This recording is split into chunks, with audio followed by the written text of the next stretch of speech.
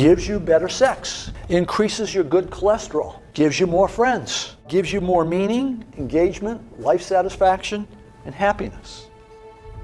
If you have a purpose-driven life, it adds years to your life. You live longer. Let me share 2 stories with you. Story number 1, we're interviewing one of those school teachers. She says, the first year I taught was heaven. The second year I taught was hell. I had 5 boys that second year, and they were incorrigible. And there was one kid in particular. He was impossible. One day, this kid's in the doorway of the classroom, and he's kicking and moving his arms and making noises, and I lost it. She said, I'm ashamed to say these words, but I walked towards that kid with the intention of kicking him. Thank heavens he got up and ran away. I kept walking. I went to the principal's office. I said, this is it. It's him or me. And the principal took the kid out. She said, I felt terrible. So I went to 2 of my colleagues and poured my heart out. And they said to me, you are not the key to every door. And as she said those words, she burst into tears in the interview. And we waited a long time. And then she looked up and said, I hated that. Those words, you can't be the key to every door. She said, so I decided to become the key to every door. Instead of pushing disruptive kids away, I began to seek them out. I began to bring them into my world. I read every book I could find. I kept notes. I ran experiments. I kept notes on the experiments.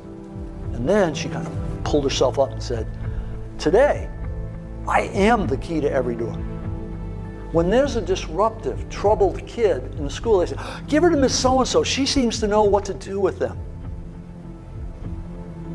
That's a profoundly important story. It's a story of transformative learning.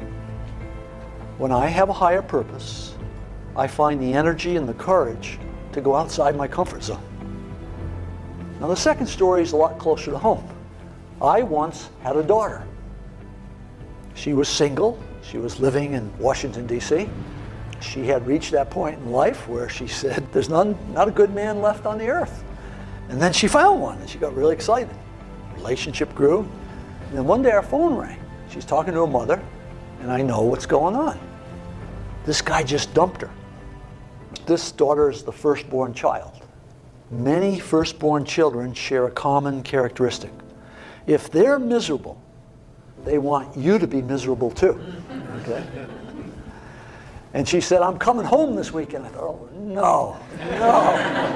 Her mother hangs up and says, you're the father, you go to the airport and pick her up. So the next day I go pick her up. She gets in the car and she doesn't say, hello, how are you? She says, that no good, dirty, da-da-da-da-da. 5 minutes later, she takes a breath. And I said, are you problem solving or purpose finding? We're finally pulling in the driveway.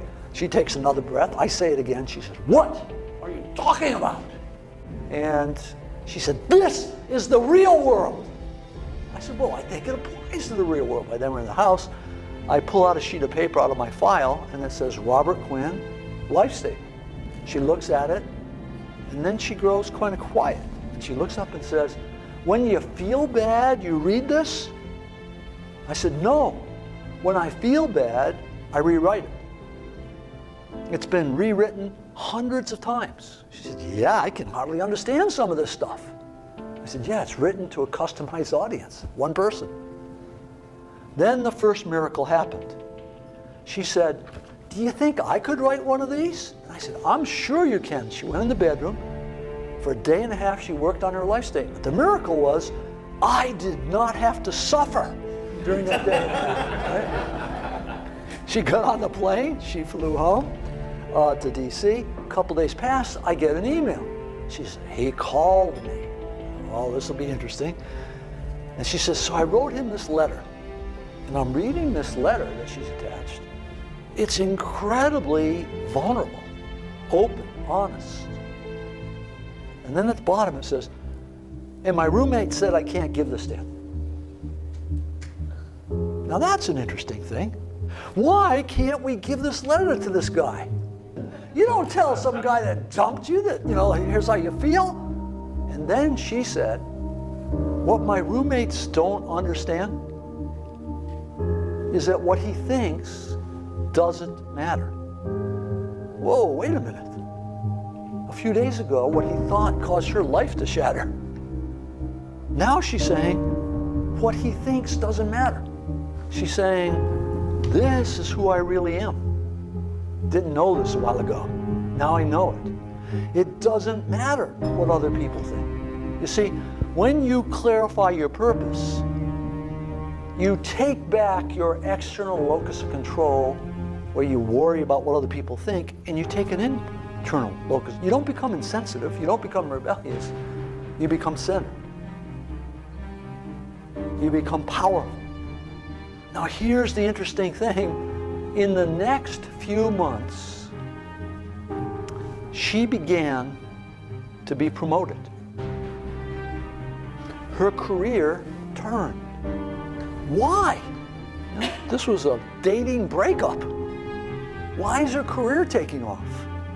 Because when you find purpose and meaning in what you're doing in one area of your life, it grows in every area of life because you are one person. That company had a woman coming in with the same dresses on, body looked the same, but it wasn't the same employee. This was a woman now full of leadership for the first time. When someone has that meaning and that integrity, things start to change. The research says when you give up self-interested goals, where most of us are most of the time, and you take on contributive goals, you function differently. The biology changes, the thought process changes, learning accelerates, you grow more. The only thing that I'm left to conclude is you and I are designed to be purpose-seeking mechanisms. You've been shaped by life. You've had bad experiences and good experiences. And both the bad experiences and the good experiences are there to teach you something about you. And if you look very carefully at those, you can determine what your purpose is. Every person in this room can clarify the purpose of their life, become the key to every door.